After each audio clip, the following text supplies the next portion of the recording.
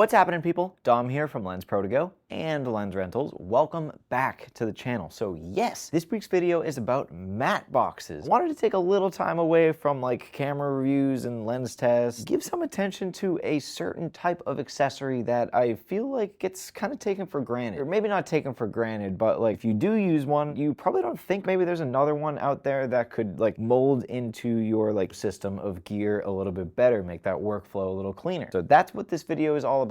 I've got 4 entirely different matte box options you could put on a camera rig, because each of these definitely, in my opinion, has its own perfect use scenario. First matte box I want to talk about is the wooden camera zip box. This thing's got to be one of my favorites, just given the amount of times I've used it. Very minimal, it's very out of the way, entirely rubber design except for this one metal collar with the tightening hardware on it. This is easily the smallest matte box we offer and the simplest to equip. Could not be easier. Just clamps onto one of these larger cine lenses like this, quick tighten, and that thing is on. That entirely rubber design means it's very durable. I am not worried about breaking or scuffing this thing. If you were doing something with like cine lens mounted on a gimbal, this would be an excellent matte box option. It doesn't have to have rails, it's extremely light, and for sure impact proof. One of the downsides of this matte box, it's a clamp on style matte box only. Some of the other matte boxes that we're going to talk about down the line have the option to go on a set of camera rails. You're not going to have that option on this one, which can be a little bit of a jam up in the workflow sometimes. Will only fit on a lens with that outer barrel diameter of 110 millimeters. It actually says it has a range of 110 to 115. Another limitation, it is not very easy to get a filter in here. I would definitely recommend taking this matte box off the lens before you get any filters in there, because you really got to wrestle them in there. And although it is a 2-stage, I typically only rock 1 filter in this thing, because once one is in there, getting that second one is actually like exponentially harder. But it's doable, and actually considering that, it's a really neat and minimal way to get 2 filters in front of a cine lens with like no extra frills. Moving right along, our second matte box of the day, I actually just found out about recently. This is the Misfit Atom matte box from Bright Tangerine. It's kind of like a hybrid design where the main body of it is made of this lightweight metal, and then the matte box part of it is this rubber piece addition right here. And you can rock this matte box just as like the filter tray itself. 110 millimeter barrel diameter if you wanted to do a clamp on style, but also has this rail adapter attachment you can put underneath that if you wanted to get it on some rails. Now this thing is really neat in a lot of ways, but it took me a while to actually like figure out how this thing worked. Like once I figured out how the rubber gets on there, it seems pretty snugly fit, but in a couple of points on this thing, some of that rubber doesn't seat so well in its little grooves. But the one janky thing, when the filter is in correctly, by the way, it's just kind of like angled up a little bit. It doesn't really matter, just like taking a quick look at this thing though, it just like looks a little strange, but pretty versatile matte box option there. It could snugly fit onto a cine lens just using the clamp on style right there, or if you were using something a lot more normal size, then it could just go on those rails 2 little knobs away, and boom, you got your Misfit Atom on there. So kind of best of both worlds there. I can do the rails or the clamp on style, but also I have the rubber housing on here. If I was worried about this for whatever reason banging into anything, I could set this down, or if I didn't need it, I could just fly this rubber piece off. Then it's just kind of like a naked filter tray. Whew. So yeah, now obviously I got to cover like 1 or 2 kind of unexpected things with this. So I'm sitting here trying to figure out if this is a 2-stage or a 1. 2 seems to fit in here, still being housed pretty securely by like these 2 lips at the bottom, except it's not like as in there as the first one. Second, I'm not loving the workflow of pulling this clamp back like a million years to either grab my filters or just like let them tip out. I'm imagining myself on like a stressful video production, and I'm just like fumbling to like get this thing in there. I mean, I guess that was like pretty quick, but it doesn't inspire confidence. Moving on to our third matte box today. This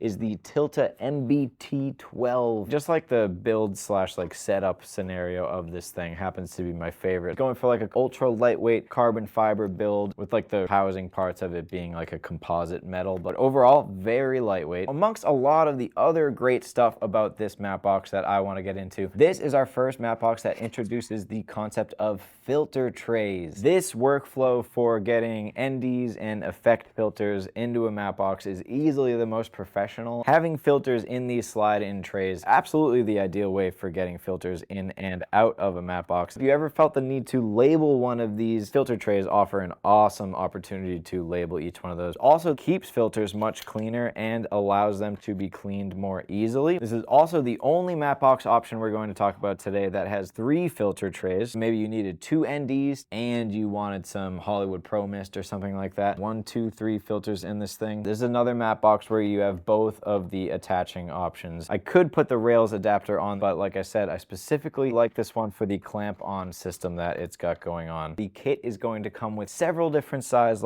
backings for this system that correspond to a lot of popular outer lens diameters. It kind of comes with a lot of pieces. Like when you open the box and see all this stuff, you might be a little overwhelmed, like, whoa, what did I get into here? But ultimately, like, whatever works, right? That does lead me to a drawback and what I think is honestly a massive oversight of this Tilta MB-T12. Could have been like a purposeful part of the design, but if you're not on a system where there would be like rails underneath it, these filters pass directly through.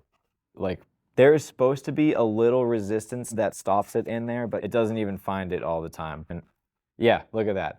No thanks. I don't want that happening. Maybe somebody likes this thing for the fact that you could actually slide a filter up through the bottom if you wanted. And yes, once you tighten the knob, that's like not a problem anymore. So yeah, had to just like express my gripe about that one real quick. Now moving on to the biggest and baddest matte box option we are going to be talking about today. It's from Wooden Camera. It's the UMB-1. Stands for Universal Matte Box, by the way. And they're pretty true to their name there. You are going to have to make a choice. It's either clamp-on or a rail system, which they call the swing away. Today I have the swing away, which happens to be my favorite version of this. I just really love that swing away action, especially for like lens changes and stuff. But also just the build on the UMB-1. It's just wonderfully well done. The response on these filter trays and the barn doors, all the adjustments you can make to the spacing and the height of everything. Exactly what you're expecting with a product from Wooden Camera. And let's talk about the first major benefit of the UMB-1. It looks totally legit. And the more legit your camera package looks, the more money you can charge. Unfortunately, there's like a certain amount of truth to that. No, but let's talk about why this thing is actually awesome. Say there's a really built up cine rig right now, and it's getting really clogged up down here. I need a lens change. We're just gonna swing that away, and now this whole entire matte box just hinges over. Open season here for any lens changes, accessory tune-ups I need to do. Guide this matte box back into place. Boom, huge points towards like the lens swapping, accessory swapping workflow. For this guy, we actually are back down to 2 filter stages, although this is a lot more well executed than the Tilta. There's a little spring ball bearing in there that seats them nicely. And you're like, Dom, how much more am I going to be able to charge? Well, wait until these barn doors are on there. Now we're making movies and getting paid for it, am I right? Anyways, yeah, that is going to add some perceived bulk to this thing. It also makes this look a lot heavier than it is, when really the UMB-1 does a pretty excellent job of keeping the weight down as well. A lot of great mounting options. Dovetail cheese plate on the top here with alternating 1/4-20s and 3/8 threads. Pretty much the same on each side too. Pretty much my last note for this thing. I feel like the size of this thing definitely allows you to pull this little trick some operators using on like larger camera builds like this. A big matte box actually gives you another point of handling if you're ever doing any like really fast moving like shoulder operated movements. That gives me that point of access right there. Again, bumping up that paycheck. And that concludes the 4 matte boxes that I am going to talk about today. But you might be saying, Dom, I keenly noticed that there has been a matte box in the frame of this whole entire video that apparently you're not going to talk about. I actually figured that this thing was so cool, I wanted to take a whole entire video to talk about it in and of itself. Next week's video is going to be a video on this Tilta Mirage matte box. If you don't know what this thing does, I suppose you'll just have to watch next week's video. An excellent way to do that, by the way, would be subscribing to the channel and hitting that little bell button. If you had any questions, comment section is right down there. So with that, we'll see you next week. Happy shooting, and we'll see you in the next one.